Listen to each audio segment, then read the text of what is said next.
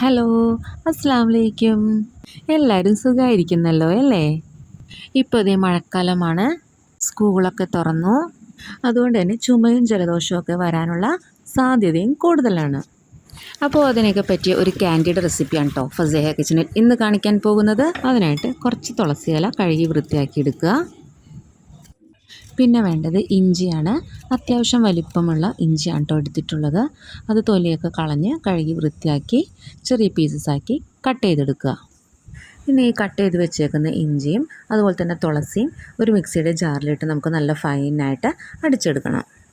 ഇതിലേക്ക് ഒരു ചെറിയ കഷ്ണം പട്ട, അതുപോലെ തന്നെ 2 ഗ്രാമ്പു, 2 ഏലക്കായ ഇതെല്ലാം ഇട്ട് കൊടുത്ത് കുറച്ച് വെള്ളം കൂടെ ഒഴിച്ചിട്ട് നമുക്കിത് നന്നായിട്ട് അടിച്ചെടുക്കണം. എന്നിട്ട് ഇത് നമുക്കൊരു പാനിലേക്ക് ഇട്ട് കൊടുക്കാം. എന്നിട്ട് ഇതിൻ്റെ പച്ചമണം മാറുന്ന വരെ ഒന്ന് വഴറ്റി കൊടുക്കണം. കുറച്ച് നെയ്യ് ഒഴിച്ചിട്ട് വഴറ്റുന്നതാണ് കേട്ടോ നല്ലത്. ഇതിൻ്റെ ആ ഒരു പച്ചമണം മാറിയതിന് ശേഷം നമുക്കിതിലേക്ക് ഒരു 1/2 ടീസ്പൂൺ മഞ്ഞൾപ്പൊടി ഇട്ട് കൊടുക്കാം. എന്നിട്ട് ശർക്കരപ്പാനി ഒഴിച്ചു കൊടുത്ത് നന്നായി മിക്സ് ചെയ്യാം. ഈ ഇഞ്ചി തുളസി പേസ്റ്റ് എത്രയാണോ അതിൻ്റെ ഇരട്ടിയായിട്ട് വേണം കേട്ടോ നമ്മൾ ഈ ശർക്കരപ്പാനി എടുക്കാനായിട്ട്. അതൊരു അരക്കപ്പ് വീതമാണ് കേട്ടോ ഒഴിച്ച് ഞാൻ മിക്സ് ചെയ്യുന്നത്. എന്നിട്ട് ഇതിലേക്ക് 1 ടേബിൾ സ്പൂൺ തേനും കൂടെ ആഡ് ചെയ്ത് കൊടുക്കുന്നുണ്ട്.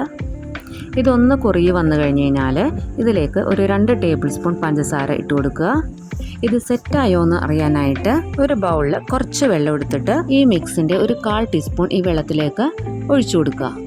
അപ്പോൾ വെള്ളത്തിൽ മെൽറ്റ് ആവാതെ നമുക്ക് ഈ കൈ കൊണ്ട് ഇതുപോലെ പിടിക്കാൻ കിട്ടുകയാണെന്നുണ്ടെങ്കിൽ അതാണ് കേട്ടോ ഇതിൻ്റെ പരുവം.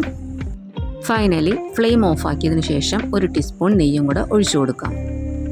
എന്നിട്ടിത് ചൂട് ആറുന്നതിന് മുൻപായിട്ട് തന്നെ ഒരു ബട്ടർ പേപ്പറിലേക്ക് നമുക്ക് കുറച്ച് ഒഴിച്ചു കൊടുക്കാം.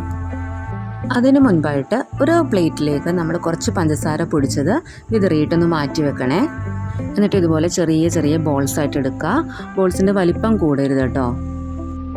എന്നിട്ട് ഈ ബോൾസ് എല്ലാം നമുക്ക് ഈ പ്ലേറ്റിലേക്ക് ഇട്ട് കൊടുക്കാം.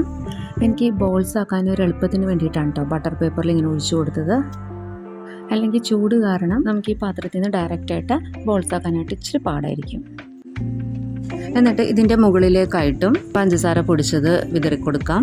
ഇത് പരസ്പരം ഒട്ടിപ്പിടിക്കാതിരിക്കാനും കൂടെ വേണ്ടിയിട്ടാണ്. എന്നിട്ട് എല്ലാം കൂടെ നല്ലോണം മിക്സ് ചെയ്യുക. എന്നിട്ട് ഇങ്ങനത്തെ ഒരു ചില്ല് കുപ്പിയിൽ നമുക്കിത് കീപ്പ് ചെയ്യാവുന്നതാണ്.